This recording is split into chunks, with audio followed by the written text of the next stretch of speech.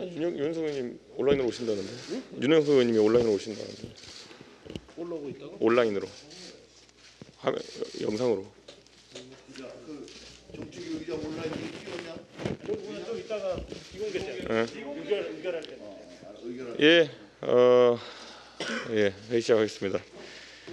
전장현이 오늘은 서울 지하철 2호선 3호선을 멈춰 세웠습니다. 4월 13일 한 방송사에서 저와 만나서 2시간 30분에 달하는 시간 동안 장애인 정책에 대한 토론을 진행했고, 또 인수위 차원에서도 장애인 관련 정책을 최근 발표했음에도 다시 본인들의 주장만이 옳다고 하며 서울 시민의 출근을 볼모로 잡은 것은 다시 한번 비문명적인 연좌를 수단으로 삼고 있는 것입니다. 장애인 정책에 관해서 의견을 나누고 토론하는 자리라면은 제가 한 번도 거부한 적이 없습니다. 하지만 이런 식으로 2, 3호선을 멈춰 세우고 시민들을 투쟁의 대상으로 삼는 양태는 용납할 수 없습니다. 당장 중단하십시오. 그리고 내일 국민의힘과 국민의당 양당 간의 합당을 공식적으로 마무리하기 위한 전국위원회가 개최됩니다.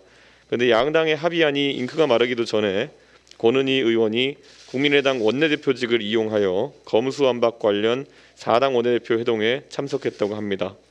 검수완박과 관련해서 국민들의 분노가 큰 상황 속에서 국민의당의 이름으로 검수완박 관련 회동에 참석해서 국민의힘의 생각과 다른 이야기를 하는 것은 합당 정신을 심각하게 훼손하는 행위입니다.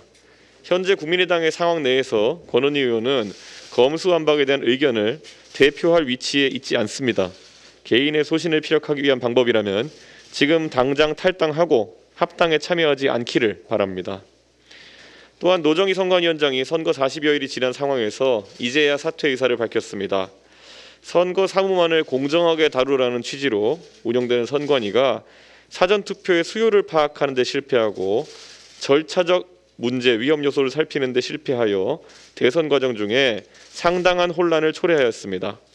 지방선거가 40여일 남은 상황 속에서 선관위원장, 상임위원, 사무총장이 공석이 된 상황에서 지방선거를 치르게 된 중앙선관위는 대선 사전투표 과정에서 입은 불명예를 극복하고 다시 한번 국민의 신뢰를 받는 기관으로 우뚝 설 수 있도록 각고의 노력을 해야 합니다. 선관위가 신뢰를 회복하는 길을 걷기를 기대하겠습니다. 어제 더불어민주당은 자당 수석 민영배 의원을 탈당시켰습니다. 무소속 양영재 의원을 법사위에 편법 사범시키며 안건조정위원회 무력화를 준비했는데 양 의원이 검수완박법에 비판적 입장을 발표하자 또 다른 꼼수를 준비한 것입니다. 민주당은 마치 독립투사라도 되는 것처럼 개인적인 비상한 결단이라고 포장했지만 꼼수 그 이하도 그 이상도 아닙니다. 민 의원을 포함한 민주당 구의원은 어제 안건조정위원회 구성 요구서를 제출했습니다. 탈당한 민형배 의원이 안건조정위원회에 들어가면 사실상 여야는 3대3이 아닌 4대2 상황이 됩니다. 안건조정위원회는 민주당을 위한 위원회가 되는 것입니다. 18대 국회 말 여야는 쟁점이 첨예한 안건을 다루기 위해 여야 동수로 안건조정위원회를 구성해 운영하도록 국회법을 개정하였습니다. 또한 안건 신속처리제도, 즉 패스트트랙과 필리버스터도 도입했습니다. 일명 국회 선진화법으로 여야가 극한의 대치를 치닫고 상임위가 파행되는 것을 막기 위한 조치였습니다. 당시 더불어민주당의 전신인 민주통합당은 81석의 소수 야당이었습니다. 보수 진영은 179석, 새누리당 165석 플러스 자유선진당 14석이었지만 다수당인 우리당은 기꺼이 기득권을 내놓았습니다. 하지만 지금 민주당은 오직 기득권 사수를 위해 국회 선진화법의 정신마저 짓밟고 있습니다. 더구나 검수완박법은 민주당 비대위원의 3분의 2가 반대할 뿐만 아니라 대법원, 대검찰청, 대한변협, 민변, 학계, 참여연대, 경실련 같은 시민단체마저 반대하고 있습니다.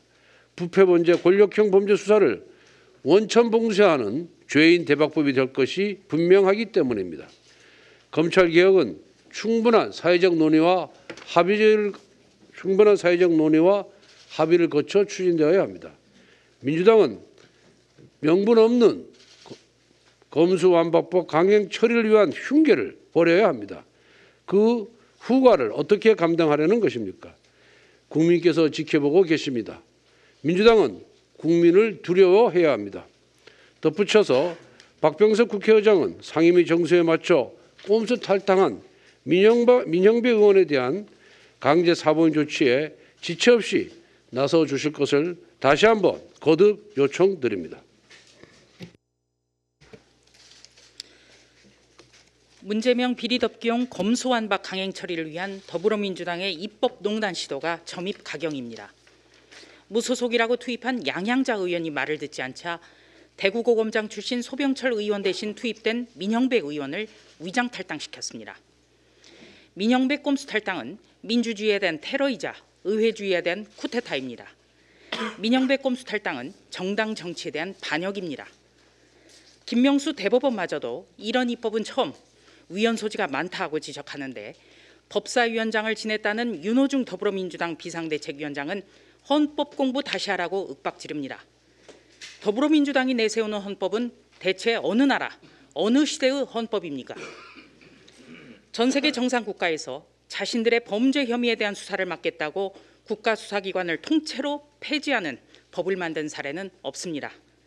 더불어민주당의 입법농단 시도는 우간다의 독재자 이디아민 사태 이래 최고의 해외 토픽감이 됐습니다.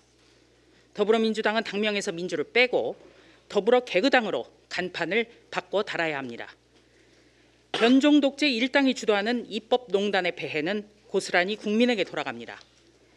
2년 뒤 총선 때까지 민주주의의 후퇴, 법치의 후퇴에 따른 부작용은 함께 감내할 수밖에 없습니다. 입법농단은 여와 야의 문제가 아니라 국가적 사태입니다. 오선의 더불어민주당 이상민 의원은 정치를 희화하고 소모품으로 전락시키고 있다고 고언하는 소신과 용기를 보여주셨습니다. 더불어민주당 의원들의 양심 선언이 잇따라 나오기만을 간절히 희망합니다. 지난 2020년 더불어민주당은 180석이라는 거대 의석을 앞세워 공수처법이라는 비상식적인 악법을 밀어붙인 적이 있습니다. 당시 국민 여론과 야당의 엄청난 우려에도 불구하고 이를 검찰개혁이라 호도하며 검찰을 견제하겠다는 일념하에 기어이 공수처를 만들었던 민주당에 한 가지 묻고 싶습니다. 당시 민주당이 만들었던 고위공직자 범죄수사처 설치 및 운영에 관한 법률 제8조에 따르면 수사처 검사는 검찰청법 제4조에 따른 검사의 직무, 즉 범죄 수사를 할 수 있다고 명시되어 있는데 지금 민주당이 강행하려는 검찰 수사권 완전 박탈 법안이 통과된다면 공수처의 수사권도 없어지는 것입니까?